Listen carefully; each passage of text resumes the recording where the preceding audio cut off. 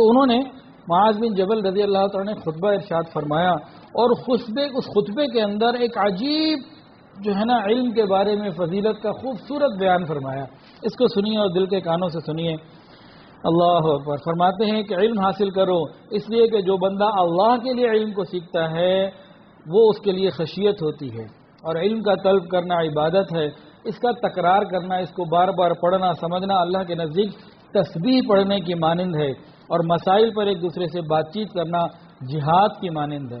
ایسے نہیں کہ عوام بیٹھ کے اب مسائل کے اوپر ڈسکشن شروع کر دیں. یہ طلباء کی بات ہو رہی ہے کہ حصول علم میں مسائل کے اوپر بات کرنا یہ جہاد کی مانند ہے. اور فرمایا اس کی تعلیم دینا کسی ایسے شخص کو جس کے پاس علم نہیں اللہ کے راستے میں صدقہ کرنے کی مانند ہے، اور اسے اس کے اہل تک پہنچانا اللہ کے قرب کا ذریعہ ہے. اس لیے کہ یہ علم حلال اور حرام کی نشانی ہے، یعنی اس سے معلوم ہوتا ہے حلال کیا اور حرام کیا ہے. اور یہ وحشت کی حالت میں انسان کا انیس ہے، تنہائی میں انسان کا دوست ہے، اور یہ رہنما ہے. بہت خوبصورت بات، یہ رہنما ہے انسان کا خوشی اور غمی کی حالت میں.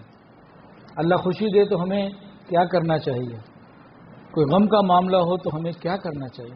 ہماری شادیاں اللہ کیا چاہتے ہیں، نبی نے کیا فرمایا، ہمارے ہاں غم، کوئی کسی کی وفات ہو جائے، کوئی پریشانی کا معاملہ آ جائے، اس وقت ہمیں یہ علم رہنمائی کرتا ہے. یہ رہنما انسان کا خوشی اور غمی کی حالت میں اور اخلاق کے مزین ہونے کا سبب ہے، اور غرباء کے قرب کا سبب ہے. اللہ تعالیٰ اس کے ذریعے قوموں کو بلندی عطا فرماتے ہیں. اللہ تعالیٰ ان لوگوں کو، کون لوگ؟ جو علم والے ہیں، اللہ تعالیٰ ان لوگوں کو انسانوں کا قائد بنا دیتا ہے.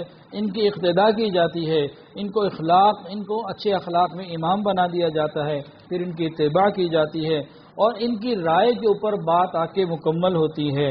ملائکہ اپنے پروں کے ساتھ ان کے جسموں کو مس کرتے ہیں. جیسے حصول برکت کے لیے بیت اللہ کو جا کے لوگ غلاف کعبہ کو ہاتھ لگاتے ہیں نا، تو ملائکہ اہل علم جو علماء ہوتے ہیں اپنے پروں سے ان کو ٹچ کرتے ہیں، مس کرتے ہیں، برکت کے لیے، خوشی کے لیے، عقیدت کے لیے، رغبت کے لیے، جو بھی مناسب لفظ اس میں دے دیا جائے. اور فرمایا کہ ان علماء کے لیے فرمایا کہ حتیٰ کہ ہر خشک اور تر چیز ان کے لیے استغفار کرتی ہے. یہاں تک کہ سمندر کے اندر مچھلیاں اور بلوں کے اندر حشرات جو ہوتے ہیں، چونٹیاں وغیرہ، یہ بھی ان کے لیے استغفار کرتے ہیں. درندے اور دوسرے جانور بھی ان کے لیے استغفار کرتے ہیں.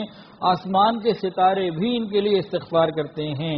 اس لیے کہ علم دلوں کی زندگی ہے اندھے پن کے مقابلے پر. علم سے انسان کا دل زندہ ہو جاتا ہے. علم نہیں ہوتا تو دل اندھے ہو جاتے ہیں، علم حاصل ہو تو دل بینا ہو جاتے ہیں، اور تاریکی میں دل آنکھوں کا نور ہو جاتا ہے. بدن کی یہ طاقت ہے، کمزوری کے مقابلے میں بندہ اس کے ذریعے احرار کی منازل تک پہنچ جاتا ہے، بادشاہوں کی مجالس تک پہنچ جاتا ہے، اور دنیا اور آخرت میں اونچے اونچے مرتبوں تک پہنچ جاتا ہے. علم میں سوچ بچار کرنا یہ روزہ رکھنے کی برابر ہے، اور اس کا ایک دوسرے کے ساتھ تکرار کرنا یہ رات میں تہجد میں کھڑے ہونے کے برابر عمل ہے. اسی کے ذریعے یعنی علم ہی کے ذریعے اللہ تعالیٰ کی اطاعت ہوتی ہے، اور علم ہی کے ذریعے اللہ عز و جل کی عبادت ہوتی ہے، اور اسی کے ذریعے رشتہ داریاں قائم ہوتی ہیں، اور اسی کے ذریعے حلال اور حرام کو الگ الگ کیا جاتا ہے. یہ جو علم ہے یہ عمل کا امام ہے، اور عمل اس کی اتباع کرتا ہے.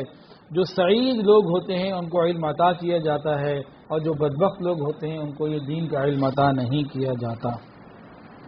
سبحان اللہ. ایک صحابی رسول صلی اللہ علیہ وسلم کی علم کے بارے میں کتنی خوبصورت یہ باتیں ہیں. اللہ تعالی ہمیں علم دین کی فضیلت بھی عطا فرمائے اور اس پر عمل کرنے کی توفیق بھی عطا فرمائے.